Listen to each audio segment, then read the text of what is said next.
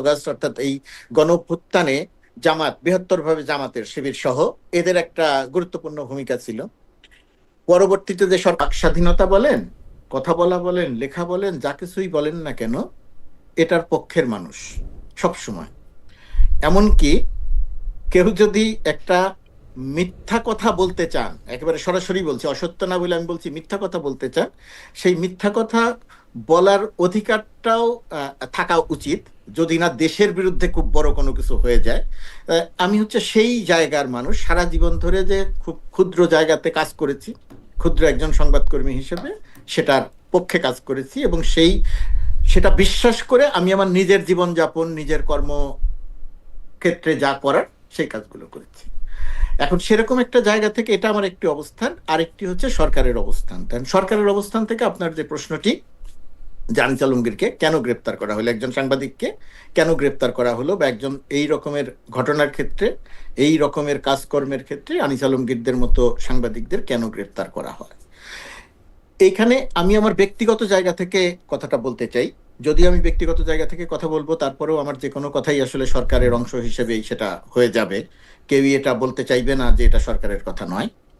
আমি মনে করি যে আনিস আলমগীর যে কাজ করছিলেন, আনিস আলমগীরের সারা জীবনের সাংবাদিকতার একটা ক্যারিয়ার আছে, এবং আনিস আলমগীর বর্তমান সময়ে এসে যে কাজ করছিলেন, জুলাই মাস থেকে আনিস আলমগীর যে কাজ করছিলেন, এটা তিনি স্বেচ্ছায় সেই জায়গাটা বেছে নিয়েছিলেন। তিনি জুলাই অগাস্টের যে আন্দোলন, সেই আন্দোলনে যখন প্রতিদিন 50, 60, 70 জন মানুষ মারা যাচ্ছিল মানে শেখ হাসিনা তার বাহিনী দিয়ে গুলি করে হত্যা করছিল, সেই সময় আনিস আলমগীরের কাছে এই গণ অভ্যুত্থান বা এই আন্দোলনটা ছিল একটা সন্ত্রাসী, নারকীয় সন্ত্রাসী কর্মকাণ্ড। এটা তিনি তার লেখায় লিখেছেন, এটা তার ইচ্ছা, তিনি মনে করেছেন এটা সন্ত্রাস। এবং তার পরবর্তীতে 5 আগস্টের পরবর্তীতে এসে আবার কিছুটা অবস্থান পরিবর্তন করেছেন, এবং তারপরে গিয়ে তিনি আবার আরেকটা অবস্থান নিয়েছেন, এবং সেই অবস্থানটা হচ্ছে তীব্র সরকার বিরোধিতার একটি জায়গা। এবং আমি মনে করি যে কেউ যদি সাংবাদিকতা করতে গিয়ে নীতি নৈতিকতা বিবর্জিতভাবে তিনি যদি একটি পক্ষ নিয়ে কাজ করেন, এটা হয়তো করা উচিত নয়, কিন্তু তার তো স্বাধীনতা আছে, তিনি এই কাজটি করতে পারেন। আনিস আলমগীর সেই কাজটি করছিলেন, কিন্তু সেই কাজটি করার মধ্য দিয়ে তিনি আবার যে কাজটি করছিলেন, অনেকগুলো অপতথ্য বা মিথ্যা তথ্য ছড়াচ্ছিলেন, এবং তিনি এক ধরনের উস্কানিমূলক আচরণ করছিলেন।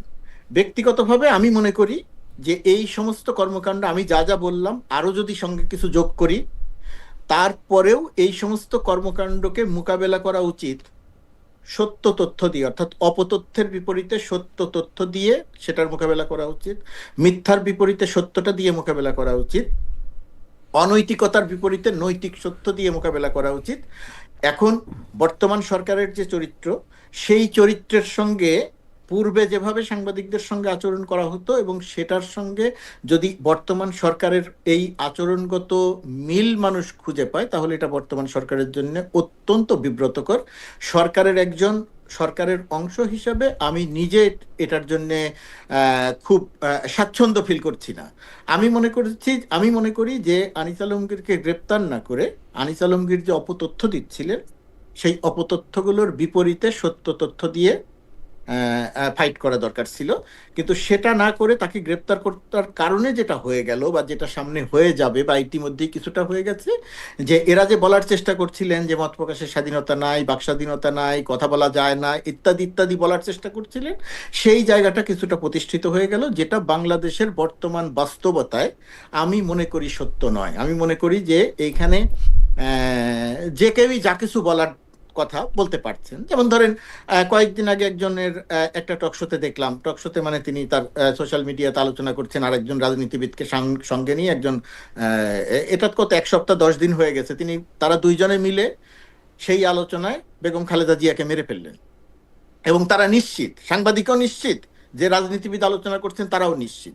তো বিএনপির মতো এত বড় একটা রাজনৈতিক দল, খালেদা জিয়া বাংলাদেশের এত গুরুত্বপূর্ণ একজন রাজনীতিবিদ, অথচ তারা আলোচনা করতে এসে বেগম খালেদা জিয়াকে মেরে ফেললেন। আমার শেষ করি, আমার অবস্থানটা হচ্ছে, এই যে মেরে ফেললেন, এই যে অপতথ্য, ক্ষতিকর তথ্য ছড়ানো হলো, এর বিপরীতে যে কারো সুস্থ সাংবাদিকতা, সরকারের অংশ বা যে কারো আমাদের দায়িত্ব ছিল এর বিপরীতে সত্য তথ্যটা দিয়ে তার তথ্যটা যে অসত্য সেটাকে প্রমাণ করে, 1 নম্বর।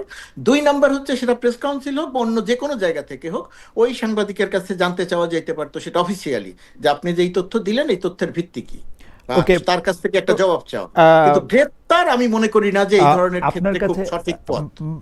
গোলাম মুর্তজা ভাই, আপনাকে আমি অনেক মনোযোগ দিয়ে শুনতে চেষ্টা করতেছিলাম যে ধরেন সরকারে গেলে কিভাবে সরকারকে ডিফেন্ড করতে হয় সেটা শিখারও আছে আপনার কাছে আসলে। তো এখন ঘটনা হইতেছে যে আপনি যা বললেন, যা বুঝলাম যে অপতথ্য এবং উস্কানির কারণে তাকে গ্রেপ্তার না করে অপতথ্যের বিরুদ্ধে তথ্য দেওয়া দরকার ছিল, কিন্তু আপনার এই যে বোধ, এই বোধ ডক্টর ইউনূসের কেন নাই, এইটা আমরা একটু আপনার কাছ থেকে আবার শুনবো যে ডক্টর ইউনূসের বোধ কেন নাই যে অপতথ্যকে তথ্য দিয়ে মোকাবেলা করা যায়, এবং মিথ্যা সংবাদের আয়ু হচ্ছে এই পৃথিবীতে সবচেয়ে কম। আগামীকাল আপনি যে কোনো মিথ্যা বলবেন সেটা এটা ধরা পড়ে, এবং তার জন্য সন্ত্রাস বিরোধী আইনে একজনকে গ্রেফতার করতে হয় না। ডক্টর মোহাম্মদ ইউনূসের এই বোধ কেন নাই, কেন এই বড় গলাটা আছে যে আপনারা যা খুশি তাই বলবেন, যা খুশি তাই সমালোচনা করবেন, সমালোচনা করলে তিনি মিথ্যা তথ্য দিলে আপনি সত্য তথ্য দিবেন।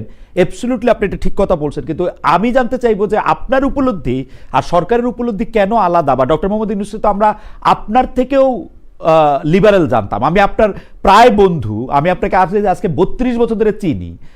আমি তো ডক্টর মোহাম্মদ ইউনূসকে আপনার চেয়ে লিবারেল মনে করতাম। ডক্টর মোহাম্মদ ইউনূসের সরকারে কেন এরকম হইলো সেটা আমি আপনার কাছে শুনবো। আমি একটু জুলকারনাইন সাহের খান থেকে একটু শুনি। জুলকারনাইন সাহের খান, সিম্পল প্রশ্ন, আনিস আলমগীরকে কেন গ্রেফতার করা হলো? আনিস আলমগীরকে আপনাদের সবাইকে ধন্যবাদ। আসসালামু আলাইকুম। সবাইকে বিজয় দিবসের শুভেচ্ছা।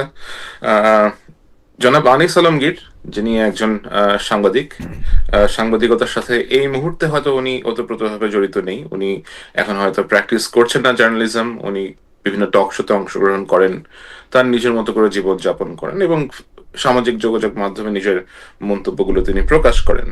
তো আমি তার অ্যাক্টিভিটিস গুলো বহুদিন আগে থেকেই দেখেছি। উনি জুলাই আগস্ট আন্দোলনের সময় বেশ বিতর্কিত ভূমিকা রেখেছেন। এখন উনি তো একজন ইন্ডিভিজুয়াল, একজন ব্যক্তি। একজন ব্যক্তির নিজস্ব মতামত থাকবে, নিজস্ব মতাদর্শ থাকবে, এবং এটাতে কোনো অন্যায়ের তো কোনো কিছু নাই। তিনি তো রাষ্ট্রের বিরুদ্ধে গিয়ে কোনো রকমের কোনো কিছু পরিকল্পনা করছিলেন না। উনি বিভিন্ন রকমের কথাবার্তা বলছিলেন যা সরকারের অবশ্যই মনোপুত হবে না, কারণ উনি সরকারকে বেশ ভালোভাবেই সমালোচনা করছিলেন। এবং ওনার যদি ওটা মনে হয়ে থাকে, এখন আমার কাছে যদি কোনো কিছু মনে হয় যে এটা ঠিক হচ্ছে না, আমি তো সেটা বলবোই। উনিও একইভাবে সেটা বলেছেন। ওনার যেটা, উনি বিষয়টা যেভাবে বুঝেছেন উনি সেটা সেভাবে বলেছেন। এবং সর্বশেষ ইনকিলাব মঞ্চের ওসমান হাদি, তাকে হত্যার উদ্দেশ্যে যখন গুলি বর্ষণ করা হয়, সেদিন উনি কিছু কথাবার্তা লিখেছেন, এবং এখানে উনি ওনার মতো করে লিখেছেন। আমি আমি বলবো না যে উনি এমন কিছু লিখেছেন যার জন্য তাকে গ্রেফতার করতে হবে, অথবা উনি কোনো রকম উস্কানিমূলক কোনো কিছু বলেছেন। আহ আমি পাশাপাশি আমরা দেখতে পাই যে বর্তমানে বাংলাদেশে অনেকেই বলেন যে 16ই ডিসেম্বর আমাদের বিজয় দিবস, মানি না, এটা হওয়া উচিত না।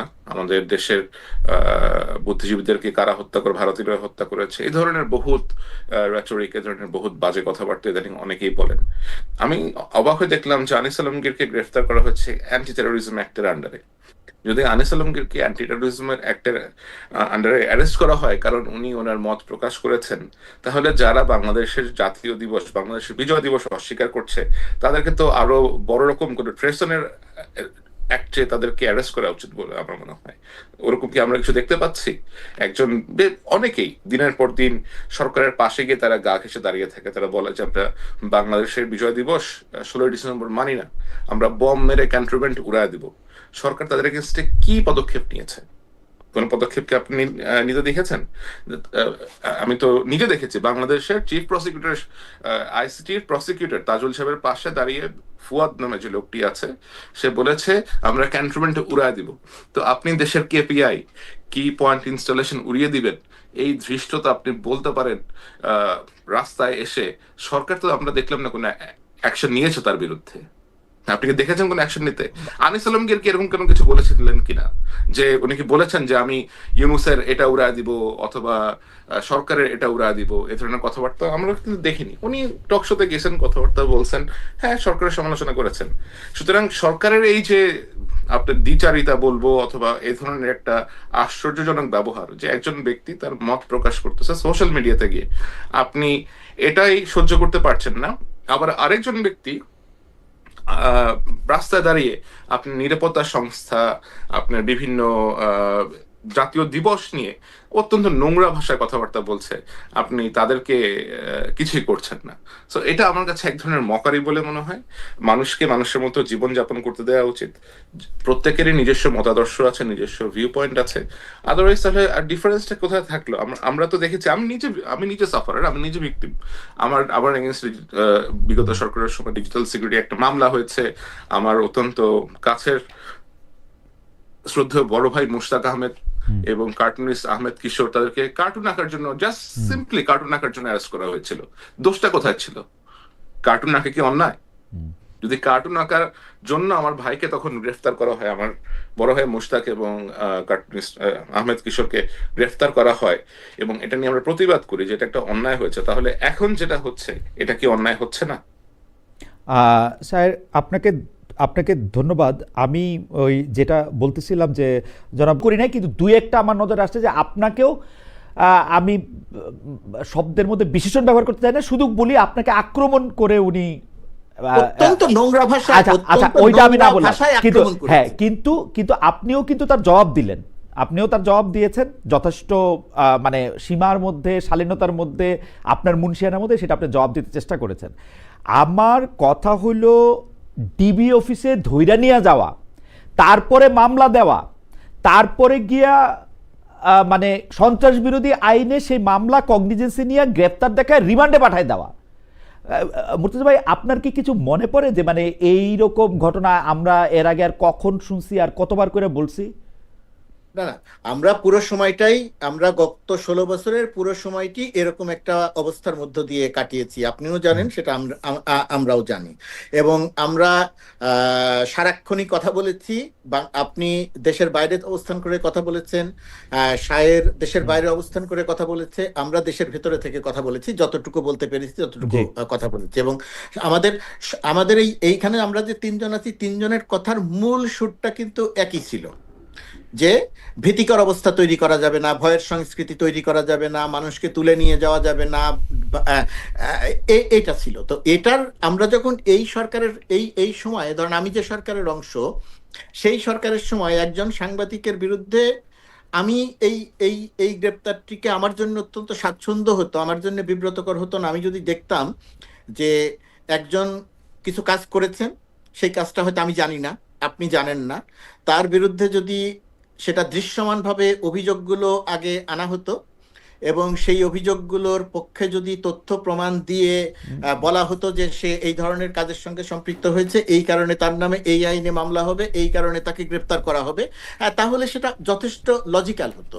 এখন আমি যদি আগে তাকে ডেকে নিয়ে যাই বা আগে তাকে ধরে নিয়ে যাই, তারপরে যদি অভিযোগটা আনি, তখন এইটা বর্তমান সরকারের যে চরিত্র, ডক্টর মোহাম্মদ ইউনূসের যে সারা পৃথিবীতে তার যে ইমেজ, আপনি শুরুতে আমাকে যেটা বারবার প্রশ্ন করছিলেন, আমি সরাসরি সেই জবাবটা হয়তো সরাসরি দিচ্ছি না, কিন্তু সেটা দেওয়ার চেষ্টা করছি, কিন্তু সেটার সঙ্গে একটার সঙ্গে আরেকটা সাংঘর্ষিক হয়ে যাচ্ছে। আমার ধারণা যে একটা সরকার মানে তো একজন ব্যক্তি নয়, প্রধান তিনি অবশ্যই মূল ব্যক্তি, কিন্তু ভেতরে এই সরকার যেহেতু কোনো রাজনৈতিক সরকার নয়, এই সরকার যেহেতু বিভিন্ন জায়গা থেকে লোকজন এসে তাদেরকে একত্রিত করা হয়েছে, এটার ভেতরে সম্ভবত অনেকগুলা উইং রয়ে গেছে এবং সেই সমস্ত উইং হয়তো নানা রকমের কর্মকাণ্ড করছে। একটা জায়গা থেকে কোঅর্ডিনেশনের জায়গাটাতে আমার ধারণা যে কোনো সমস্যা হয়তো হচ্ছে, যে কারণে আমরা এই ধরনের একটা সাংঘর্ষিক অবস্থাটা দেখছি। গোলাম মুর্তজা ভাই, আপনাকে ধন্যবাদ। আমি একটু জুলকারনাইন সাহের খানের কাছে পরবর্তী প্রসঙ্গে যেতে চাই, যেটা হচ্ছে শরীফ ওসমান হাদিকে গুলি করে পালিয়ে যাওয়ার কথা আমরা যেটা তার কাছ থেকে জেনেছি, সেইটা নিয়ে আমরা তার সাথে কথা বলবো। তার আগে আমাদের একজন দর্শক সজীব আহমেদ PW1YR অনেকগুলি মেসেজ পাঠিয়েছেন, মানে আমি তার মেসেজটা না পড়ে আর পারলাম না। তিনি লিখেছেন, আমি তাকে কোট করছি, পিনাকিকে আনার সাহস আছে খালেদের? আপনি পারলে উনাকে এনে এসব প্রশ্ন করেন। ডক্টর ভট্টাচার্যকে আমরা অ্যাপ্রোচ করেছিলাম, ডক্টর ভট্টাচার্য আমাদের অনুষ্ঠানে আসতে চাননি আসলে। উনি আমরা একাধিকবার অ্যাপ্রোচ করেছি ওনাকে। জনাব জুলকারনাইন সাহের খান, আমি আপনার কাছে যে প্রশ্নটি করতে চাই যে শরীফ ওসমান হাদিকে শুক্রবার দিন সেই গুলি করার পর, যদিও মানে কি বলে জানি ভিন্ন দিকের গোলার্ধে থাকায় আমরা মানে আমি ঠিক এটি সময় মতো জানি নাই, কিন্তু তারপর থেকে যখনই জেনেছি পুরোটা রাত ধরে আমি আপনাকে আসলে ফলো করছিলাম যে আপনি প্রথম সিসিটিভি ফুটেজ থেকে শুরু করে তারা আসলে কোন জায়গায় আছেন, কোন জায়গা থেকে পালাতে চেষ্টা করছেন কিনা ক্রমাগতভাবে স্ট্যাটাস দিয়ে গেছেন। আমার প্রশ্ন, যে তথ্য আপনার কাছে থাকলো সেই তথ্য কি বাংলাদেশের যারা আইন শৃঙ্খলা রক্ষাকারী বাহিনী যারা এটা কাজ করবেন তাদের কাছে ছিল না, নাকি তারা আপনার কাছে তথ্য দিয়েই তারা খালাস হয়েছেন? আমি মুর্তজা ভাইতে খুব সুন্দর বাংলা লেখে, মুর্তজা ভাইয়ের ফেসবুকের স্ট্যাটাস আমার খুব পছন্দ হয়েছে। উনি স্ট্যাটাস দিছে যে পালানোর বিস্তারিত গল্প যারা সরবরাহ করছে তাদের দায়িত্ব ছিল ধরার, কেন ধরতে পারলো না জবাবদিহিতা নিশ্চিত করুন। আপনার মানে আমি শিওর এটা আপনাকে এবং কিছুটা বোধহয় আমাদের জাওয়াদ নির্ঝরকেও বলেছেন, আমি জানি না, যে পালানোর বিস্তারিত গল্প যারা সরবরাহ করছে তাদের দায়িত্ব ছিল ধরার, মানে তারা আপনাকে গল্প সরবরাহ করছে, তারা ধরছে না। আপনি যদি একটু বলতেন, আমি মনে হয় এখানে এই শায়ের বলার আগে আমি একটু বলি।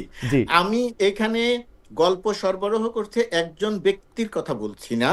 শায়ের তার অসংখ্য সোর্স আছে, সেই সোর্স থেকে তথ্য দিচ্ছে। শুধু এই তথ্যই নয়, আর অনেক তথ্য দেন, যে সমস্ত তথ্য বাংলাদেশের মূলধারার গণমাধ্যম দেয় না বা দিতে পারে না। আমি এখানে বলেছি যাদের ধরার দায়িত্ব ছিল তারা বিভিন্নভাবে গণমাধ্যমকে গল্প সরবরাহ করছে, শুধুমাত্র একজনকে না। আমরা একটু সায়েরের ব্যাখ্যা শুনি, আমি লাইনটা আবার পড়ি খান সাহেবের সুবিধার জন্য। পালানোর বিস্তারিত গল্প যারা সরবরাহ করছে তাদের দায়িত্ব ছিল ধরার। সায়ের, আসলে পালানোর বিস্তারিত গল্প এবং এই যে সরবরাহ করার যে বিষয়টা আছে, আমি আপনাকে বেশ মজার একটা কথা বলি। আমাকে গোয়েন্দা সংস্থা থেকে আমাকে তথ্য সরবরাহ করা হয় না। এটা অনেকেই মনে করেন যে আমাকে গোয়েন্দা সংস্থা থেকে আমাকে তথ্য সরবরাহ করা হয়, বাট বিষয়টা এমন না। আগে আমার গোয়েন্দা সংস্থাতে প্রচুর সোর্স ছিল, এখনো গোয়েন্দা সংস্থাতে প্রচুর সোর্স আছে, এবং আমার যখন কোথাও কোনো প্রয়োজন হয় কোনো তথ্য জানার জন্য আমি তাদেরকে রিচ আউট করি, তাদেরকে রিকোয়েস্ট করি যে এই বিষয়ে কোনো ইনফরমেশন জানার সুযোগ আছে কিনা, অথবা তারা যদি মনে করেন যে তারা কোনো কিছু একটা পলিটিক্যাল কারণে করতে পারছেন না, they do share with me sometimes যে হ্যাঁ এটাকে এভাবে করলে হয়তো বেটার হয়। তখন আমি তথ্য পাওয়া মাত্রই যে আমি জাম্প করে বসবো যে তথ্যের উপরে আমাকে অ্যাক্ট করতে হবে, ওইটাও না। নর্মালি কোনো তথ্য পেলে আমাকে ওইটা ভেরিফাই করতে হয়, আমাকে এটা কয়েকটা সোর্সের মাধ্যমে আমাকে ওটা যাচাই করতে হয়। তো আমি কোনো তথ্য পেলাম সেটাকে আমি ভেরিফাই করব না, না করেই আমি জাম্প করব যে যে এটাই হচ্ছে কনক্লুশন। ব্যাপারটা এরকম আমি করি না, এটা আমার পক্ষে করা সম্ভব না। এটা হচ্ছে একটা ক্লারিফিকেশন। সেকেন্ড হচ্ছে তাহলে যদি আপনি আমার ইয়াটা একটু বলতেন যে মানে আপনি যে তথ্যগুলি পাইতেছেন সেই তথ্যগুলি কি বাংলাদেশের যাদের ধরার কথা এইটা দিয়ে আবার আমি যে তথ্যগুলো সেদিন পাচ্ছিলাম, এখন ইউ আন্ডারস্ট্যান্ড আমরা যখন কাজ করি এই ধরনের অনুসন্ধানী সাংবাদিকতা নিয়ে যখন আমরা কাজ করতে হয়, আমাদেরকে বিভিন্ন ধরনের মানুষের সাথে পরিচয় রাখতে হয়, বিভিন্ন ধরনের লোকজনের সাথে আমাদের পরিচয় থাকে। এই লোকদের মধ্যে কেউ হয়তো হতে পারে পুলিশের অফিসার, কেউ হয়তো হতে পারে আপনার আন্ডারওয়ার্ল্ডের সাথে রিলেটেড এরকম কোনো লোকজন, কেউ হয়তো হতে পারে আপনার অন্য কোনো পলিটিক্যাল পার্টির লোকজন, কেউ হয়তো সরকারের ভেতরের কোনো লোকজন, নট নেসেসারিলি যে ইন্টেলিজেন্সের লোকজন অথবা সিকিউরিটি ফোর্সের লোকজনই দিচ্ছে। এখন হয়তো এখানে এমন লোকজন আছেন যাদের পক্ষে এই তথ্যের ভিত্তিতে অ্যাক্ট করা সম্ভব হচ্ছে না, এবং আমার জন্য এই ছেলেটাকে চিনতে সময় লেগেছে কমপক্ষে হলো 4 থেকে 5 ঘন্টা। এবং এই তথ্য আমার কাছে বিভিন্ন মাধ্যমে আসছিল। ধরেন তার বন্ধুরা কেউ আসছিল, তার সাথে পড়াশোনা করেছে এরকম কেউ আসছিল। এই ছেলে আপনার বেসিসের মেম্বার ছিল, সে মোস্তফা জব্বার যিনি ছিল তার কাছ থেকে পুরস্কার নিয়েছে, এবং ওই যে আইটি সোসাইটি আপনার বেসিসের যে একটা সোসাইটি আছে, ওই সোসাইটির ভেতরের লোকজন আমাকে রিচ আউট করেছে যে আমরা এই ছেলেটাকে চিনতে পারতেছি, এই ছেলেটা হচ্ছে এই এটা। স্যার আপনি কিছু মনে করলে আপনার একটা কথা বলি। আপনি তো একজন মানুষ, বাংলাদেশের ডজন খানেক গোয়েন্দা সংস্থা আছে যাদের এই কাজগুলি রুটিন অনুযায়ী করার কথা। মানে জুমার নামাজের পরে উনি ব্যাটারি চালিত রিক্সা করে উনি যাচ্ছেন, একটা মোটরসাইকেলে করে ওনাকে গুলি করে দেওয়া হচ্ছে, সেইটা সিসিটিভির ফুটেজে দেখা যাচ্ছে। তারপরে কাজগুলি তো রুটিন, সেটা ক্রিমিনোলজিতেও পড়ানো হয়, সেটা যে কোনো কিছুতে পড়ানো হয়েছে। তারা তারা যে গোয়েন্দা সংস্থা, এই নামটা গোয়েন্দা লাগাইতে হইলেও তাদের এগুলি পড়তে হয়েছে। না, এখানে এখানে এখানে খালেদ ভাই, আমি আপনাকে একটা জিনিস একটু বলি জি যে এই ঘটনাটা যেটা ঘটে এটা খুবই খুবই আনপ্রেসিডেন্টেড এবং খুবই সাডেন একটা ইনসিডেন্ট। হ্যাঁ, এটার জন্য কেউই আসলে আপনার না, রেডি পরবর্তী ছিল কথার না। জন্য, পরবর্তী, আমি তার এবং এটা নিরাপত্তার কথা হয়েছে বলছি না, একটা পরবর্তী এবং এটা পরবর্তী হয়েছে পদক্ষেপ। একটা ফ্রাইডেতে, জি এটা হয়েছে একটা ছুটির দিনে। এবং আমরা যখন এখন ইউ আন্ডারস্ট্যান্ড সরকারি সংস্থা এবং সরকারি যারা কাজকর্ম করে তাদেরকে তো একটা হায়ারার্কি মেনটেন করতে হয়, তাদের প্রসেস আছে, তাদের প্রসেস ফলো করতে হয়। আমার কাছে যখন কোনো কিছু আসে, আমার তো ধরেন আরো 10টা হ্যান্ড আছে, আরো 20টা হ্যান্ড আছে, আমি হয়তো বিভিন্ন হ্যান্ডের মাধ্যমে রান করে আমি চেক করি যে এটা আসলে কি হচ্ছে অ্যাকচুয়ালি এখানে, আমি অ্যাসেস করে দেন আই রান ইট। তো আমার ক্ষেত্রে বিষয়টা যেমন, তাদের ক্ষেত্রে হয়তো বিষয়টা ওরকম না। হ্যাঁ, অফকোর্স এই ছেলেটাকে যখন 7 ঘন্টা, আমরা 5 ঘন্টা পরে যখন জানা গেছে যে এই ছেলেটা অ্যাকচুয়ালি কে, তখন by that time he has pretty much left the country. কারণ আমি যেটা শুরু থেকে বলে এসেছি যে এটা খুবই একটা কোঅর্ডিনেটেড মুভমেন্ট এবং খুবই কোঅর্ডিনেটেডলি তারা এই আক্রমণটা করেছে। এই ছেলেটাকে অনেকদিন ধরে ফলো করা হয়েছে, এরা এর ভেতরে প্রবেশ করেছে এবং এদেরকে প্রপারলি দেশ থেকে আপনার আরেক দিকে এক্সিট করে দেওয়ার জন্য একটা একটা একটা দল আছে। এবং আপনি শুনলে অবাক হবেন যে এই ছেলেটা যখন আক্রমণ করে, ওসমান হাদিকে যখন সে ফায়ার করে, তার পেছনে তখন 2টা সিএনজি ছিল এবং ওই সিএনজির মধ্যেও তার একটা ব্যাকআপ টিম ছিল, যে ব্যাকআপ টিমের কাজ ছিল যদি সে কোনো কারণে ব্যর্থ হয় ওইখানে তারা আপনার স্মোক মিরর ক্রিয়েট করে তারা তাকে ওখান থেকে নিয়ে যাবে সরায়। তো এই জিনিসগুলো তো অবশ্যই আমাদের এজেন্সিরা যারা আছেন তারা অবশ্যই এখন এই বিষয়ে অনেক সচেতন হয়েছেন। I hope they are working on it on a very serious skill. আমি যেটা শুনতে পাচ্ছি they are very serious about it. তো এরকম একটা ঘটনা আশা করি তারা ভবিষ্যতে আর যেন না ঘটে, এটা এটা ঘটাতে না তারা না সর্বোচ্চ না, অবস্থান আমি নেবেন। আমি আমি শুধু ভবিষ্যতের ক্ষেত্রের আগে আমি শুধু দুইটা জিনিস একটু ক্লিয়ার হতে চাই। একটা জিনিস হচ্ছে অ্যাটেম্প টু মার্ডারের ক্ষেত্রে আমি যতদূর জানি যেই থানার জুরিসডিকশনে পড়বে তাদের কাউরে জিজ্ঞেস করতে হয় না। হোমিসাইডের ক্ষেত্রে কাউরে জিজ্ঞেস করতে হয় না প্রসিডিং শুরু করতে। এবং শুক্র শনিবার ঈদের দিন পূজার দিন এর কোনো কিচ্ছু আসলে যারা কোনো একটা হত্যা বা হত্যা প্রচেষ্টার ক্ষেত্রে যারা দায়িত্বে থাকেন তাদের ক্ষেত্রে এটার কোনো কোনো কোনো এক্সকিউজ নাই। কিন্তু আমরা দেখছি যে নড়তে চড়তে উপদেষ্টারা এসে একটা কথা বলতে এবং সেই কথাও মানে অর্ধেক মিনিংলেস। ইন্টারেস্টিং ব্যাপার হচ্ছে আপনি কিন্তু দায়ী করছেন উপদেষ্টা মানে বাঘের উপরে টাগ তাকে, সেইখানে আপনি বলছেন স্বরাষ্ট্র মন্ত্রণালয়ের স্বরাষ্ট্র উপদেষ্টার নিয়ন্ত্রণে নাই। মানে অ্যাপারেন্টলি আমরা রিভেন উইঙ্কেলের নাম কাইটা ডক্টর মোহাম্মদ ইউনূস লিখতে দেখবো আসলে, সত্যি কথা, যিনি ঘুমায় থাকেন এবং যিনি কিছু চোখে দেখেন না। কারণ হচ্ছে আপনি লিখতেছেন এখানে এখানে আমি আপনাকে একটা জিনিস বলি খালিদ ভাই, এখানে আমাকে একটু একটু যদি সময় দেন আমি আমি আপনাকে একটু বুঝিয়ে বলি। জি, যেটা বেসিক্যালি হয়েছে, যেটা আমি আজ কালকেও একটা জায়গা থেকে বলছিলাম যে সরকারের ভেতরে কিছু সরকার, মুর্তজা ভাই যেমন বলছিলেন যে এখানে অনেকগুলা উইং আছে, অনেকগুলো ইন্টারেস্ট পার্টি আছে এটার ভেতরে। এটা খুবই সত্যি কথা যে সরকারের ভেতরে যেহেতু বিভিন্ন জায়গা থেকে সমন্বয় করে লোকজন এখানে এনে জড়ো করে একটা সরকার পরিচালনার অবস্থা করা হয়েছে, এখানে বিভিন্ন মতের বিভিন্ন আদর্শের লোকজন এখানে আছেন এবং এর মধ্যে এমন কিছু লোকজন আছেন যারা হয়তো কোনো মতাদর্শের না, তারা তাদেরকে জাস্ট নেয়াই হয়েছে সামনে আপনার কুমিরের বাচ্চার মতো প্রেজেন্ট করার জন্য। এরকম 3 থেকে 4 জন উপদেষ্টা আছেন এবং আপনি দেখবেন যে পৃথিবীর যত কিছু হয় যে সরকারের হয়তো একটা চেয়ার ভেঙে গেছে ওই উপদেষ্টার দোষ, কোথাও হয়তো কোনো আপনার বিদেশে কোনো একটা শ্রমিক পা পিছলা পড়ে গেছে সেটাও আরেক উপদেষ্টার দোষ, কোথাও এক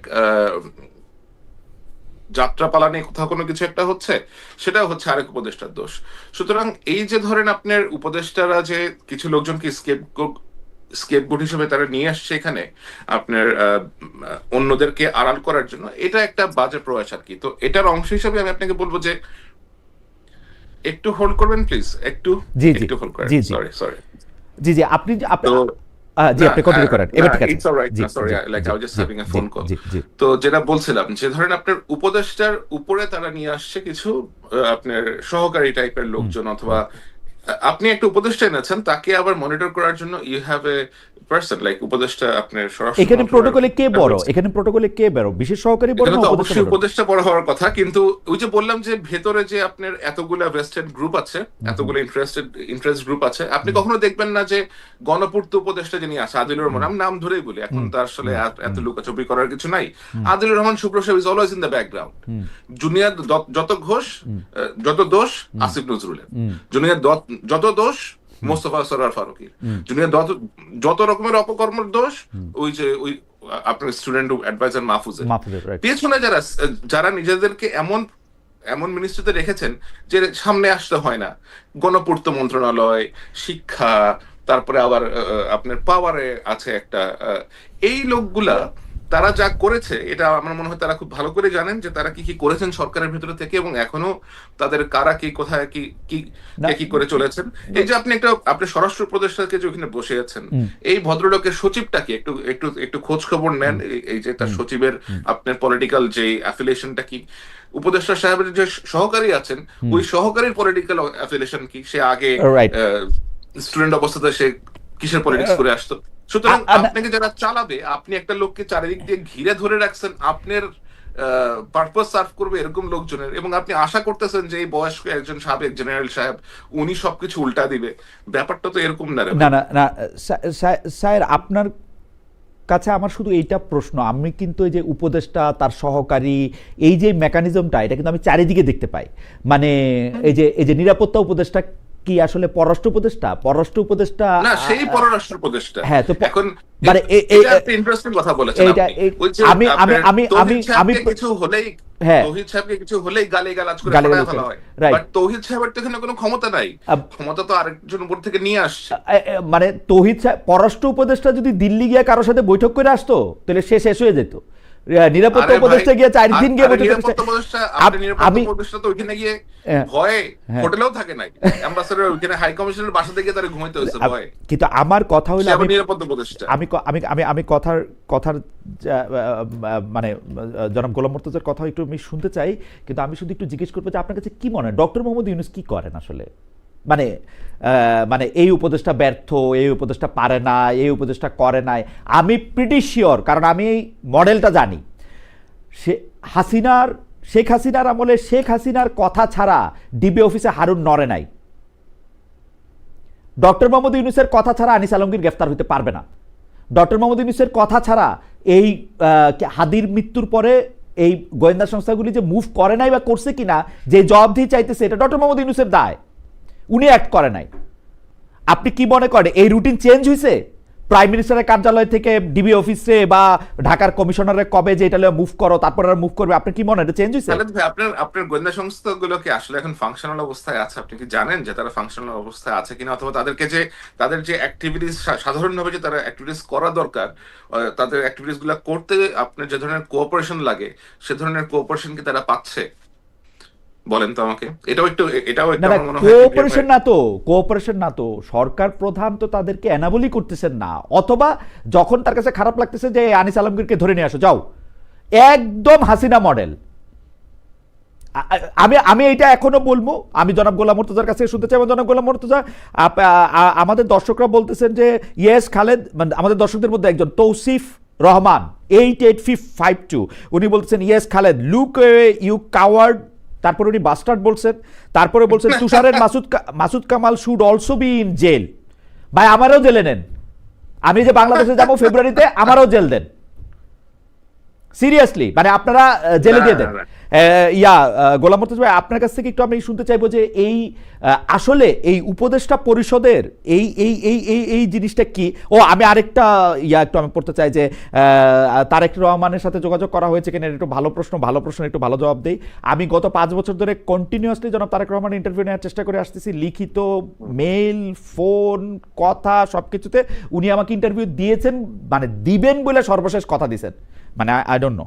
তারপরে গোলাম মুর্তজা ভাই, আপনার কাছে একটু শুনতে চাই যে এই যে জুলকারনাইন সাহের তথ্য পাচ্ছেন, এখন তথ্যের কথা আপনি বাদ দেন, নর্মাল প্রসিডিওরগুলি কি ফলো করা হয়েছে? হাদিকে যখন গুলি করা হয়েছে তারপরে সিসিটিভির ফুটেজকে দেখা তারপরে লোকগুলিকে নাকি একটু দেরি করা হয়েছে, নাকি উদরপিণ্ডি আলমগীরের ঘাড়ে চাপানোর চেষ্টা করা হয়েছে?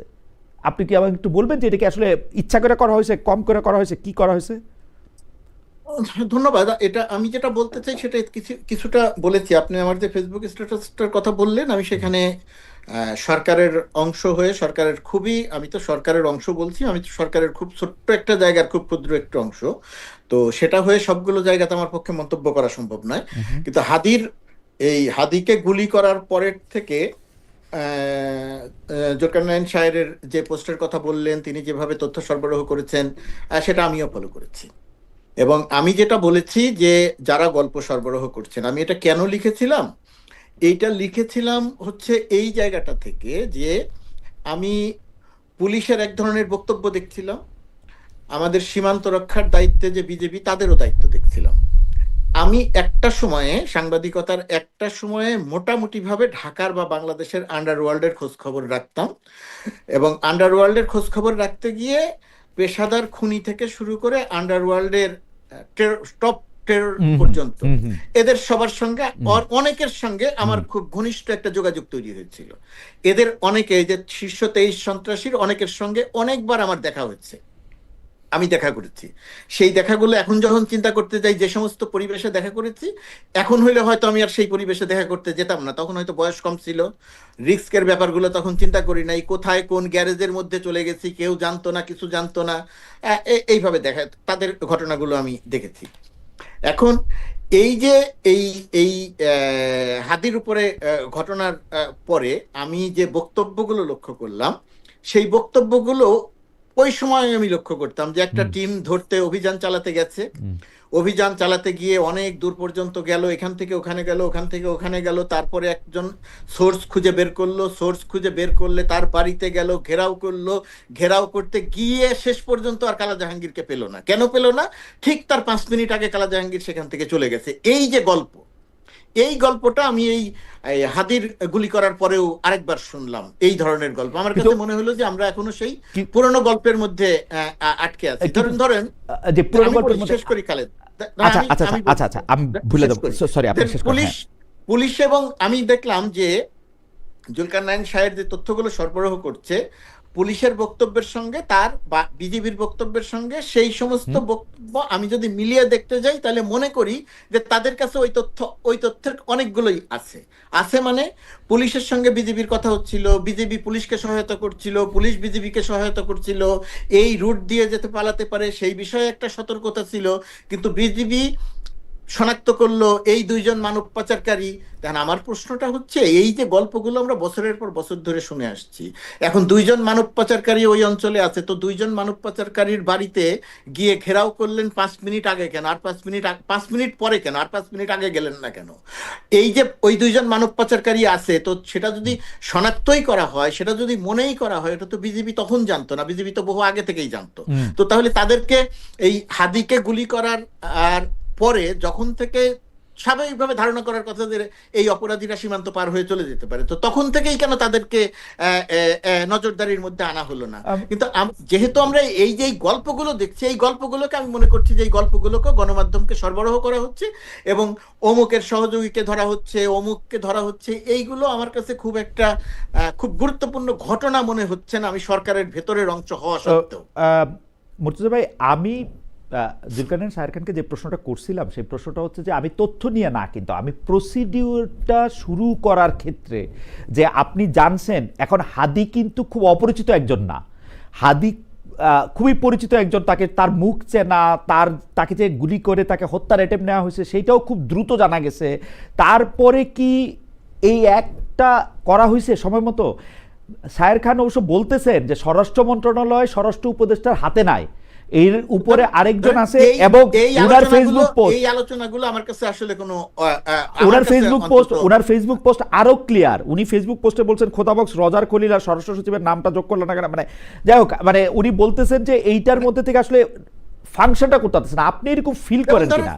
না, যেমন ধরেন, যেমন না, মানে মুর্তজা ভাই, আমি একটু শর্ট করে যে আমি আপনি দুইজনই যখন প্রায় একই সময়ে, আমরা কিন্তু খেয়াল করছি বিএনপির প্রথম 2001 থেকে 2006 সালে আলতাফ সাহেব এবং বাবর সাহেব মন্ত্রী প্রতিমন্ত্রী তারা কিন্তু ফাংশন করতে পারতেছিলেন না আসলে প্রপারলি। আলতাফ সাহেবকে সরাই দিয়ে শুধু একজন স্বরাষ্ট্র প্রতিমন্ত্রীকে রাখা হলো, বাবর সাহেব, তখন কিন্তু এটা ভালো করতে পারলো বা তাদের ইচ্ছা মতো এটা করতে পারলো বলে মনে হলো। একই সমস্যা কি এখানে না? স্বরাষ্ট্র উপদেষ্টা, বিশেষ সহকারী, কার কি কাজ? এই আলোচনার মধ্যে আসলে আমি ঢুকতেই চাই না এই কারণে, এই লজিকে যে এইখানে ব্যক্তি 1জন 2জন 3জন কার উপরে কে, এই আলোচনাগুলো আমরা করতে পারবো, কিন্তু আমরা শেষ বিচারে গিয়ে দেখবো বা দেশের মানুষ দেখতে চাইবে কাজটা হলো কি না, কাজটা হচ্ছে কি না। তা এখন পর্যন্ত যে কাজের কথা বলছি, শুরু করাটা ধীর গতিতে, শুরু করার সময়ে অতি দ্রুত করলাম কিনা। আমরা যদি অতি দ্রুতই শুরু করতাম তাহলে আমার ধারণা যে ওই সীমান্ত পার হয়ে এরা চলে যেতে পারতো না। আপনি অতি দ্রুত যদি আমরা শুরু করতাম, আমরা শুরু করতাম বা যথাসময়ে যদি আমরা শুরু করতাম, নিঃসন্দেহে এখানে আমাদের একটা দুর্বলতা আছে, কিন্তু ওই আলোচনাগুলো আমি আসলে ঢুকতে চাই না যে কে কার উপরে। এখানে যে যার উপরে হোক, দায় শেষ পর্যন্ত গিয়ে সরকার যায় তার উপরে গিয়ে পড়ে, প্রশংসা তার উপরে গিয়ে পড়ে। মুর্তজা ভাই, আপনিও সরকারে আছেন, আমি আসলে জাস্ট এটা জানতে চাই, এইটা কি ডিফাইন করা আছে কার কোথায় দায়িত্ব? অর্থাৎ আমি প্রশ্নটা করি যে স্বরাষ্ট্র উপদেষ্টার দায়িত্ব হচ্ছে একটু, স্বরাষ্ট্র মন্ত্রণালয়ের দায়িত্বপ্রাপ্ত প্রধান উপদেষ্টার বিশেষ সহকারী দায়িত্ব, এটা কি ভাগ করা আছে? ডেফিনেটলি এটা ভাগ করা আছে। এখন প্রশ্ন মানে হচ্ছে ক্লিয়ারলি ডিফাইন্ড, ওভারল্যাপিং নাই। এখন প্রশ্ন হচ্ছে ডেফিনেটলি ভাগ করা আছে, যার যার দায়িত্বের কথা তারা জানেন। এখন কে কোনটা করতে পারেন, কে কোনটা করতে পারেন না, সেটা ভেতরে যারা আছেন তারা বলতে পারবেন। এটা আমার অবস্থান থেকে সেটা বলা সম্ভব নয়। ওকে, আমি পরবর্তী প্রসঙ্গে যাইতে চাই। যদি জুলকারনাইন স্যার এই প্রসঙ্গে যদি কোনো মন্তব্য করার থাকে আপনি ছোট করে একটু মন্তব্য করতে পারেন, নাহলে আমি একটু পরবর্তী প্রসঙ্গে যাইতে চাই। আচ্ছা, পরবর্তী প্রসঙ্গটা হচ্ছে আজকে বিজয় দিবস বলেই শুধু না, ডিসেম্বর মাস আসলে নানা ধরনের আলাপ আলোচনা আমরা শুনি, কিন্তু এইবারের ডিসেম্বর মাসটা অনেকখানি আলাদা। আপনি নিজেও উল্লেখ করছেন, আমি গতকালে আপনার একটা অনুষ্ঠানে দেখতে পাইলাম যে চট্টগ্রাম বিশ্ববিদ্যালয় সহ দেশের বিভিন্ন বিশ্ববিদ্যালয়ে আমরা মুক্তিযুদ্ধের ইতিহাসকে নিয়ে একটা নতুন ইতিহাস সৃষ্টি। শহীদ বুদ্ধিজীবী দিবসটার সময় আমরা এটা শুনছি যে বুদ্ধিজীবীদের মার্চে হচ্ছে কারা, এইটা নিয়ে ভারতরা ছাত্রদের আন্দোলন সংগ্রাম, পাকিস্তানের পতাকা গিয়ে এখানে আইকে আসবে, সেই জন্য আবার কতজন এটার মধ্যে এটা বিএনপির কেন্দ্রীয় নেতা তারেক রহমান, মির্জা ফখরুল ইসলাম আলমগীর সহ অনেকেই বারবার জামায়াতের একাত্তরের ভূমিকা স্মরণ করে দিতে চাইতেছেন, কিন্তু সেই ক্ষেত্রে আমার আপত্তি আছে। এই জামায়াতের সঙ্গে এতদিন মিলামিলা রাজনীতি বিএনপিই করছে আসলে, তো কিন্তু আমরা আসলে কোথায় যাব? মানে আমাদেরকে যেগুলি গিলতে হইতেছে, গিলাটা কি পরিমাণ আপনি আমাদের দেখেন। এই যে আমি এই কথা বলতেছি, তখন আমাদেরকে একজন দর্শক, ওনার নাম তো বুঝে না, তবু একটু বলি, সারোয়ার MD X7H, খালেক মহিউদ্দিন, তোমাকে বারবার বলতেছি ভারতের কোনো ব্যাপারে দালালি করবে না, বাংলাদেশে দেশপ্রেমিক সাংবাদিক হিসেবে যদি থাকতে চাও তাহলে ভালো। মানে মানে মানে মানে এই যে এই ইউনূস সরকার আসার পরে স্বাধীনতার বয়ানটা চেঞ্জ হলো কেমন, আমি জিনিসটা বুঝলাম না। আমি আপনাকে এই যে আপনি বললেন যে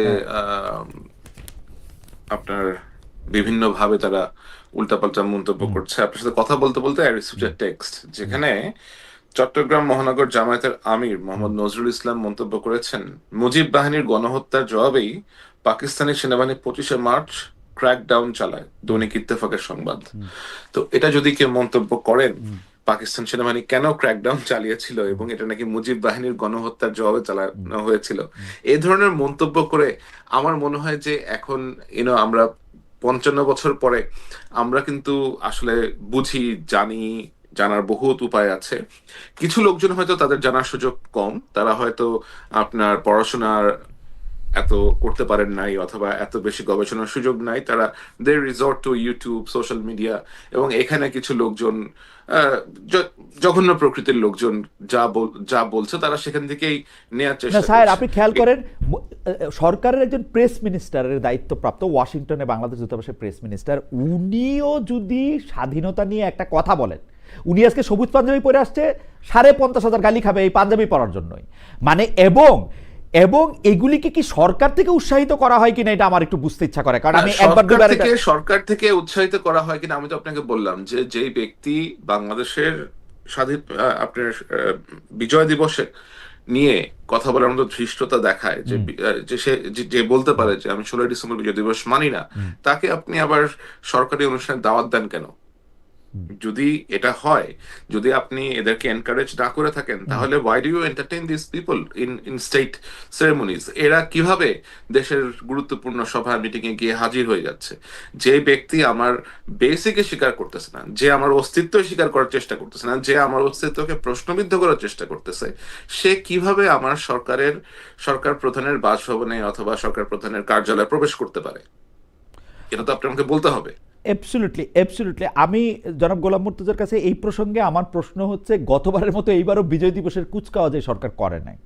এই সরকার মানে মুর্তজা ভাই, এবং আজকে যেটা হয়েছে, আমি যেটা দেখেছি যে জাম্প দিচ্ছে একটা ফানি ক্যারেক্টার আছে ওইখানে, আশিক নাম, এবং এটা সে আবার হাজির ছবি সহ সে ওটা নিয়ে জাম্প করেছে, এবং সেনাবাহিনীর 54 জন লোক আছে ওইখানে, বাট সেই ঘুরে ফিরে দেখা যাচ্ছে যে চিফ অ্যাডভাইজার পেজ থেকে তার ছবি দেওয়া হচ্ছে, তাকে পোট্রে করা হচ্ছে। কেন ভাই, সে তো ফৌজের কেউ না, সে কোনো একটা চান্সে সে ওখানে না, গিয়ে ঢুকে না, গেছে, যদি এবার তাকে পোর্ট্রে ইন্সপিরেশন করতে যদি হচ্ছে। যদি যদি ইন্সপায়ার করার জন্য 16 ডিসেম্বরকে মনে রাখার জন্য একজন সিভিলিয়ান যদি, যেই সিভিলিয়ান আসলে মানে প্যারাট্রুপিং তো আসলে সিভিলিয়ানরা সাধারণত করে না, যেহেতু সিভিলিয়ান হিসেবে উনি করেন, সেইটা একটা মানে আমি খুব মানে এটাতে আমার খুব একটু আপত্তি আমি দেখি না আর কি, যে সিভিলিয়ান প্যারাট্রুপার তো আমরা আর আগে দেখি নাই আসলে সাধারণত, মানে অনন্ত জলিলের সিনেমা ছাড়া, অনন্ত জলিলের সিনেমা ছাড়া। না না না না, মানে আমরা জাম যেতে আমিও কখনো দেখি নাই। ও আচ্ছা, সেইটাও একটা কথা। আমি একটু গোলাম মুর্তজা ভাই আপনার কাছে একটু জানতে চাই যে বিজয় দিবসে কুচকাওয়াজ হয় নাই পরপর 2 বার, এটার কি কোনো রিজন আছে? মানে না ধরেন এইসের একটা পরিবর্তিত পরিস্থিতিতে 5ই আগস্টের পরে এখন কোন পরিস্থিতিতে সরকারের পক্ষ থেকে সিদ্ধান্ত নেওয়া হয়েছে যে বিজয় দিবসের কুচকাওয়াজ হবে না, সেটা সরকারের জায়গা থেকে বলতে পারবে। ওয়াশিংটনে বসে, দূতাবাসে বসে আমি এই জায়গাটা থেকে কোনো মন্তব্য করতে চাই না, এটা নিয়ে নিশ্চয়ই কোনো লজিক্যাল গ্রাউন্ড ছিল, সেই কারণে হয়তো করতে পারে না। কিন্তু আমি যে জায়গাটা নিয়ে কথা বলতে চাই যে এই যে বাংলাদেশ 16ই ডিসেম্বর বিজয় দিবস, 25শে মার্চের কালো রাত ইত্যাদি নিয়ে যে সমস্ত, বা ওই যে যেটা জুলকারনাইন সাহেব যেটা বললেন যে মুজিব বাহিনীর আক্রমণের পরিপ্রেক্ষিতে গণহত্যা চালিয়েছে, এই যে তথ্যগুলো, বা আমি 16ই ডিসেম্বর মানি না, এই যে তথ্যগুলো ছড়ানো হচ্ছে, এই ঘটনাগুলো কেন ঘটানো হচ্ছে, বা এই ঘটনাগুলো কিভাবে ঘটতে পারছে, এই ঘটনাগুলো যারা এই কাজগুলো করছেন, যারা এই কথাগুলো বলছেন, যেহেতু 5 আগস্ট একটা ক্ষমতায় এসেছে, এই সময়ে এসে এরা মনে করছে যেহেতু মুক্তিযুদ্ধের ইতিহাস জামাতের পক্ষে তো আসলে বলাও সম্ভব নয়, পালন করাও সম্ভব নয়, কারণ জামাত সেই সময়ে যে মুক্তিযুদ্ধের বিরুদ্ধে ছিল এটা তো তারা নিজেরাও স্বীকার করে। আমরা একরকম করে জানি আর তারা আরেক রকম করে বলে, কিন্তু শেষ পর্যন্ত গিয়ে ঘুরিয়ে ফিরিয়ে তাদেরকেও বলতে হয় যে হ্যাঁ আমরা 1971 সালে মুক্তিযুদ্ধের বিরুদ্ধে ছিলাম, আমরা অখণ্ড পাকিস্তান চেয়েছিলাম, ইত্যাদি ইত্যাদি তাদের বলতে হয়। কিন্তু যেহেতু প্রকৃত ইতিহাসটা তারা বলতে পারে না, কখনো তারা এই জায়গাটিতে চুপ থাকে, কখনো সুবিধাজনক সময় তারা যখনই পায় তখনই তারা এক ধরনের দাম্ভিকতা দেখায়। আপনার খেয়াল থাকবে এবং মুর্তজা ভাই দেখেন, একদম শেখ হাসিনার বয়ানগুলি প্রতিষ্ঠিত করে যে আমরা ছাড়া আর কেউ মুক্তিযুদ্ধের কথা কখনো বলবে না, উল্টাপাল্টা কথা বলবে। আপনি যখন এটা বলতে চান তখন এটা ভাইসা যাচ্ছে মোদির টুইট নিয়ে। মোদি বলছে যে এটা বিজয়, তো মোদি ইন্ডিয়ার সাথে যুদ্ধ, মুক্তিযুদ্ধটা তো আওয়ামী লীগের একক কোনো সম্পদ না। এই মুক্তিযুদ্ধ 1971 সালে অল্প কয়েকজন মানুষ ছাড়া সব মানুষ এই মুক্তিযুদ্ধের অংশীজন ছিল, অল্প কয়েকজন মানুষ ছাড়া। তা এখন এই যে 16ই ডিসেম্বর বা যে কথাগুলো বললাম আমি, এই কথাগুলো যখন বলা হয় তখন মুক্তিযুদ্ধটাকে আওয়ামী লীগের দিকে ঠেলে দেওয়া হয়। তখন মুক্তিযুদ্ধটা আওয়ামী লীগের দিকে ঠেলে গেলে আওয়ামী লীগ তখন মুক্তিযুদ্ধের চেতনা বিক্রি করার সোল এজেন্সি পেয়ে যায়, এবং সেটা সে 16 বছর ধরে করেছে। আর এখন এসে যখন আবার ওই কথাগুলো বলা হচ্ছে, 71কে যেভাবে আপনার তুচ্ছতাচ্ছিল্য করা হচ্ছে, এবং এরা ধরে নিয়েছে যে এই কথাগুলো এখন বাংলাদেশে বলা যায় এবং এই কথাগুলো বললে এর বিপরীতে কোনো প্রতিক্রিয়া হবে না, অথবা প্রতিক্রিয়া হলেও তারা সেটাকে ডমিনেট করবে, তারা এরকম একটা জায়গাতে গেছে। এই জায়গায় যাওয়ার এর নেগেটিভ রেজাল্টটা হচ্ছে ওই যে আপনি যেটা বললেন যে মুক্তিযুদ্ধটা বললেন যে আওয়ামী লীগের দিকে ঠেলে দেওয়ার যে প্রক্রিয়াটা তৈরি করা হচ্ছে, এই প্রক্রিয়ার মধ্য দিয়ে শেষ পর্যন্ত গিয়ে, আমি আবারও বলি, এইটার শেষ পর্যন্ত গিয়ে সরকারের জন্য আপনি যে কথা বলছেন তার সঙ্গে আমি দ্বিমত করছি না, কিন্তু যারা এই কাজগুলো করছে ইতিহাসে শেষ পর্যন্ত গিয়ে মূল্যটা আবার তাদেরই দিতে হবে। বাংলাদেশের মুক্তিযুদ্ধ হচ্ছে এমন একটা জায়গা, এই মুক্তিযুদ্ধকে কোনোভাবেই চাপা দেওয়া সম্ভব নয়, কোনোভাবেই এই ইতিহাসকে বিকৃত করে প্রতিষ্ঠিত করা সম্ভব না। মুর্তজা ভাই আপনি যে কথা বললেন সেই কথাটা আপনি মনে রাখেন, কিন্তু আমি প্রসঙ্গটা নিয়ে যাচ্ছি হচ্ছে জুলকারনাইন স্যারের কাছে। জুলকারনাইন স্যার খান, আপনি খেয়াল করছেন আমাদের এখানে ভাইসা যাচ্ছে মোদি যে আজ ইন্ডিয়া স্বাধীনতা দিবস বলছে, মোদি যে আজকে বিজয় দিবস বলছে, মোদি যে আজকে টুইট করছে, আরে ইন্ডিয়া পাকিস্তান যুদ্ধের মানে ইন্ডিয়া আর পাকিস্তানের যুদ্ধ তো একটা হয়েছে 1971 সালে, আশ্চর্য ব্যাপার। এটা যদি তারা এটা যারা লিখে, না এটা লিখতেছে না তো, অপতথ্যের কথা মুর্তজা ভাই প্রথমে বললো না, এইটা যদি অপতথ্য না হয়, যারা এটা ছড়াইতেছে, যারা এটা নিয়ে খিলখিল করে হাসতেছে, যারা এটা নিয়ে পাশে রাইখা রইছে, তাদেরকে কোনো গ্রেফতারের কোনো নাম নাই, তারা গর্ব করে এখানে কথা বলে বেড়াইতেছে, কিসের মধ্যে এসে পড়লাম? আমি তো আপনাকে সেটাই আগে থেকে বলেছি, বাট আমাদের তো মুক্তিযুদ্ধের একটা ইনস্ট্রুমেন্ট অফ সারেন্ডার আছে। নরেন্দ্র মোদি টুইট করছে, নরেন্দ্র মোদি টুইট করে না নরেন্দ্র মোদি, আমি আসছি ওইখানে আপনাকে।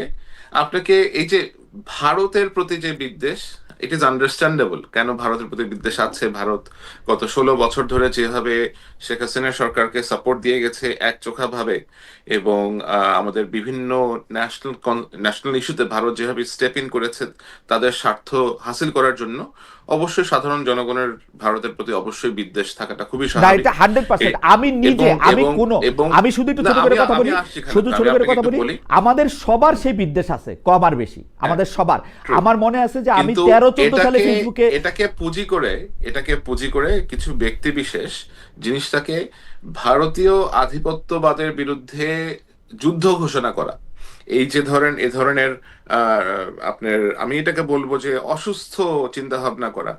আপনি একটা শান্তি চান কিনা? আমরা তো সবাই শান্তিপ্রিয় মানুষ। আপনি ভারতের সাথে যুদ্ধ করতে চান, আপনাকে তো চিন্তা করতে হবে আপনি নিজের ক্যাপাসিটি আছে কিনা, নিজেকে সেভাবে আপনি গড়ে তুলেছেন কিনা, আপনার সক্ষমতা আছে কিনা, অথবা আপনি এটা যে করবেন এটার ব্যাকলিস্টে নেওয়ার মতো সামর্থ্য আপনার কাছে আছে কিনা।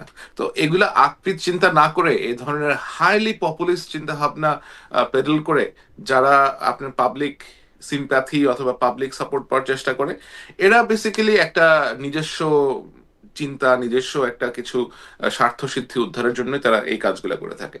ভারতের প্রধানমন্ত্রী নরেন্দ্র মোদী লিখেছেন যে বিজয় দিবস।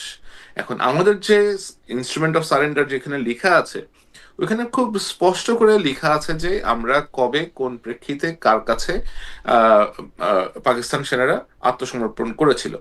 পাকিস্তানের সেনারা একটা রেগুলার সেনাবাহিনীর কাছে আত্মসমর্পণ করেছিল, দ্যাট ওয়াজ ইন্ডিয়ান আর্মি, যারা আমাদেরকে সাহায্যের জন্য দেশের ভিতরে প্রবেশ করেছিল। They had to give them guarantee that you will be treated as per the Geneva convention. এই জেনেভা কনভেনশনটা আপনাকে এনশিওর করতে হবে যে এদের এত 91,000 ট্রুপস, এই 91,000 ট্রুপস যদি পাবলিকের ছেড়ে দেওয়া হতো, পিটায় মেরে ফেলতো ওদের অনেককে। এবং এগুলা তো বেশ কয়েকদিন ধরে এগুলো নিয়ে কথাবার্তা হচ্ছিল। 14 ডিসেম্বর থেকে 13 ডিসেম্বর থেকে জানা যাচ্ছিল যে বাংলাদেশের অনেক ক্ষেত্রে যে পাকিস্তান আর্মি আর অপারেট করতে পারছে না, দে উইল সারেন্ডার। তখন থেকে আলাপ আলোচনা চলছিল যে কিভাবে কার কাছে সারেন্ডার করবে, কোথায় সারেন্ডার করবে, এগুলা already they have decided that. এবং পাকিস্তানের কাছে তো পাকিস্তান গিয়ে ইন্ডিয়ার কাছে আত্মসমর্পণ করেছে, বাংলাদেশের কাছে আত্মসমর্পণ করেছে। তো এটা পার্শিয়ালি ইন্ডিয়া তাদের ক্রেডিট নিচ্ছে, তো তাদের ক্রেডিট যদি তারা নেয়, এটা কি আপনি মানা করতে পারবেন? না, আমাদের ক্রেডিট তো ইন্ডিয়ার ক্রেডিট একটা জিনিস, ইন্ডিয়া পাকিস্তানের সাথে যুদ্ধে তো আসলে অংশগ্রহণ করছে, মানে 1971 সালে অংশগ্রহণ করছে, এবং সেইটা আমরা আমাদের যুদ্ধে জিতেছি, আমরা আমাদের যুদ্ধটা জিতছি। এই যে আপনি ভারতীয় সাহেব, এই যে আপনি ভারতীয় আধিপত্যবাদের কথা বলেন না, আমি আর গোলাম মুর্তজা কিন্তু সাক্ষী। যখন এই সরকারের কেউ ভারতে গ্যাস রপ্তানি করে দিতে চাইছিল, তখন আমরা তেল গ্যাস বিদ্যুৎ বন্দর রক্ষা কমিটি করছি, আমি আর উনি পাশাপাশি ইয়ার মেম্বার, এবং আমরা রাস্তায় দাঁড়াইয়া দিনের পর দিন দাঁড়াইয়া আমরা কিন্তু সেই গ্যাস রপ্তানি বন্ধ করছি। কারা সেই গ্যাস রপ্তানি? এখন মুর্তজা ভাই, এই ভারতীয় আধিপত্যবাদটা কি? মানে স্বাধীনতার কথার সাথে ভারতীয় আধিপত্যবাদ, ভারতীয় বিজয় দিবস, এই বিজয় দিবস মানি না, আর অনেক আপনি যা বলছেন আর জুলকারনাইন সাহেব যে কথাগুলো বলেছেন, ওই কথাগুলোর পরে খুব বেশি কিছু যোগ করার নাই। এক নম্বর কথা হচ্ছে এই যে ভারত বিদ্বেষী একটা মনোভাব, এই ভারত বিদ্বেষী মনোভাবটা গত 16 বছরে সবসময় কম বেশি ছিল। গত 16 বছরের মধ্যে গত 10 বছর যদি আপনি ধরেন, আওয়ামী লীগের 16 বছরের 10 বছর, এই 10 বছর একটা তীব্র জায়গা ধারণ করেছে। যেভাবে সীমান্তে গুলি করে মানুষ হত্যা করা হয়েছে, যেভাবে ভোটারবিহীন রাতের নির্বাচনগুলোকে যেভাবে সাপোর্ট দেওয়া হয়েছে, যেভাবে বাংলাদেশে তাদের পররাষ্ট্র সচিব এসে আরেকজন রাজনৈতিক নেতাকে নির্বাচনে অংশ নিতে বলেছে, যে কাজগুলো করেছে, যে কথাগুলো করেছে, এই সমস্ত সবকিছু মিলিয়ে একটা বর্তমান সময়ে এসে একটা তীব্র, আবার এর মধ্যে এই যে আওয়ামী লীগের লোকজন হাসিনা সহ সবাই পালিয়ে ভারত চলে গেছে, এবং সেখানে পালিয়ে গিয়ে শেখ হাসিনা প্রতিদিনই মানুষ হত্যা করতে চাইছেন, শেখ হাসিনা প্রতিদিনই বাংলাদেশে একটা যুদ্ধ তৈরি করতে চাইছেন। এই যে ঘটনাগুলো ঘটছে, এই ঘটনার পরিপ্রেক্ষিতে বাংলাদেশ একটা ভারত বিদ্বেষী মনোভাবের একটা উর্বর ভূমিতে পরিণত হয়ে আছে। সেরকম একটা জায়গাতে যখন নরেন্দ্র মোদী ভারতের প্রধানমন্ত্রী একটি টুইট করেন এক্সে, তখন তিনি লেখেন ভারত পাকিস্তান যুদ্ধ, এবং সেই যুদ্ধে পাকিস্তানকে পরাজিত করার যে কাহিনীটা তিনি লেখেন, ঘটনাটি লেখেন, আমরা আমাদের মতো করে কথা বলতে পারি, কিন্তু এটাকে কেন্দ্র করে আমরা এখন এইখানে ইন্টারেস্টিং ব্যাপার, পাকিস্তানের পাঠ্য বইয়ে 71 সালের 16 ডিসেম্বরের ভাষণটা কি, ওরা কার কাছে হারছে? পাকিস্তানের ভাষাটা কি? আমি আসছি, আমি ভারতীয় আসছি ওই ভাষণ আর জায়গাতে। পাকিস্তানি ভাষাকে আমি কি করব? না খালেদ, জি পাকিস্তানিরা কার কাছে হাঁটছে ওই ভার্সনটা আমার কাছে গুরুত্বপূর্ণ নয়। আমার জি কাছে গুরুত্বপূর্ণ হচ্ছে আমাদের ভার্সনটা কি, এক নাম্বার। দুই নাম্বার হচ্ছে আসলে ঘটনাটা কি ঘটেছিল। বাংলাদেশ পাকিস্তানের সঙ্গে যুদ্ধ করেছিল, ভারত সেই যুদ্ধে আমাদেরকে সহায়তা করেছিল। যুদ্ধের হুম একটা পর্যায়ে এসে ভারত পাকিস্তান যুদ্ধ করেছে। হুম বাংলাদেশের এই ফ্রন্টটা ছাড়াও আরো দুটি ফ্রন্টে ভারতের সঙ্গে যুদ্ধ হয়েছে পাকিস্তানের। হুম তিনটি ফ্রন্টে পাকিস্তানের হুম যুদ্ধ হয়েছে। হুম বাংলাদেশের তো যুদ্ধ করেছে একটা ফ্রন্ট, একটা হুম জায়গাতে। বাংলাদেশের ভেতরে থেকে পূর্ব পাকিস্তান তার ভূমিতে থেকে পাকিস্তানিদের সঙ্গে যুদ্ধ করেছে। আর ভারতের থেকে এসে বাংলাদেশের একটা ফ্রন্ট আরো দুইটা ফ্রন্টে যুদ্ধ করে পাকিস্তানকে পরাজিত করেছে। ডেফিনেটলি আমাদের যুদ্ধে আমরাই পাকিস্তানকে পরাজিত করেছি।